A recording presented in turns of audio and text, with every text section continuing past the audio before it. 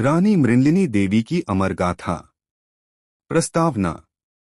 भारत की धूल में इतिहास छिपा है, और इतिहास में कुछ ऐसे नाम जो किताबों में कम, दिलों में ज्यादा लिखे गए। यह कहानी है रानी मृणलिनी देवी की, एक ऐसी नारी की जिसने अपने राज्य के लिए सब कुछ दांव पर लगा दिया। अध्याय 1। सूर्यगढ़ की राजकुमारी। अरावली की पहाड़ियों के बीच बसा था सूर्यगढ़ राज्य। राजा सूर्य प्रताप सिंह न्यायप्रिय थे। उनकी एक ही संतान थी, मृणलिनी। जन्म के समय ज्योतिषियों ने कहा, यह कन्या साधारण नहीं है, इसके भाग्य में युद्ध और यश दोनों लिखे हैं। अध्याय 2। तलवार और तर्क। मृणलिनी ने बचपन से ही दो चीजें साथ सीखी, तलवार और तर्क। वह युद्धकला में निपुण थी, लेकिन उससे भी अधिक तीक्ष्ण था उसका बुद्धि विवेक। गुरु ने एक दिन पूछा, सबसे बड़ी शक्ति क्या है?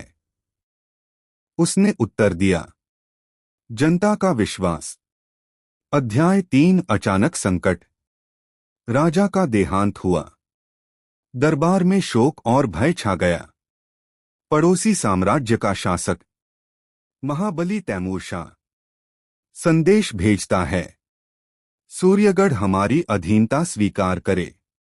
मंत्री झुकने को तैयार थे, लेकिन मृणलिनी ने सिंहासन पर बैठकर कहा, जिस धरती ने मुझे जन्म दिया उसे मैं झुकते नहीं देख सकती। अध्याय 4। प्रजा की रानी। रानी बनने के बाद उसने सबसे पहले किले की नहीं, गांवों की यात्रा की। उसने किसानों से पूछा, तुम्हारी सबसे बड़ी चिंता क्या है? उसने सैनिकों से पूछा, तुम्हें किस चीज की कमी है? धीरे धीरे राज्य बदलने लगा। अध्याय 5। युद्ध की आहट। तैमूर शाह की सेना विशाल थी, हाथी, घोड़े, तोपें, सब कुछ।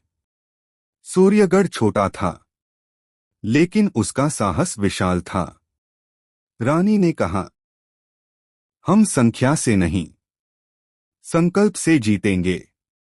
अध्याय 6। पहली भिड़ंत। युद्ध शुरू हुआ। धूल, धुआं और तलवारों की टकराहट। रानी स्वयं अग्रिम पंक्ति में थीं। उनकी उपस्थिति ही सैनिकों के लिए शक्ति थी। पहला आक्रमण विफल हुआ। अध्याय 7। विश्वासघात। युद्ध के बीच एक मंत्री ने गुप्त रूप से शत्रु से संधि कर ली। राज्य का द्वार खुलने वाला था, लेकिन रानी को खबर मिल गई। उसने मंत्री को दरबार में बुलाकर कहा, जो अपनी मिट्टी से विश्वासघात करे उसे इतिहास क्षमा नहीं करता। विश्वासघात रोका गया। अध्याय 8। निर्णायक संघर्ष। अंतिम युद्ध भयंकर था। रानी घायल हुई, रक्त बह रहा था, लेकिन आंखों में ज्वाला थी।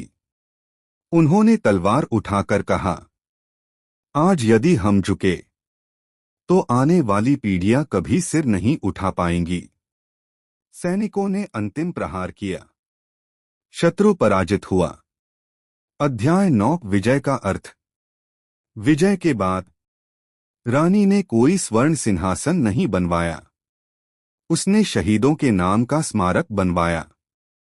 उसने कहा, राजा का गौरव युद्ध से नहीं, न्याय से होता है। अध्याय 10। स्वर्णिम युग।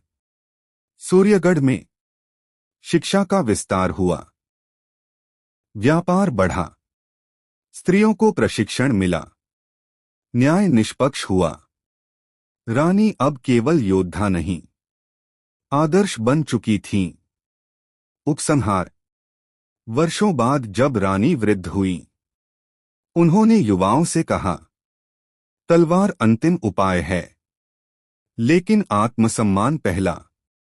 आज भी लोकगीत गाते हैं, जहां साहस और करुणा साथ हों, वहीं मृणलिनी की आत्मा बसती है।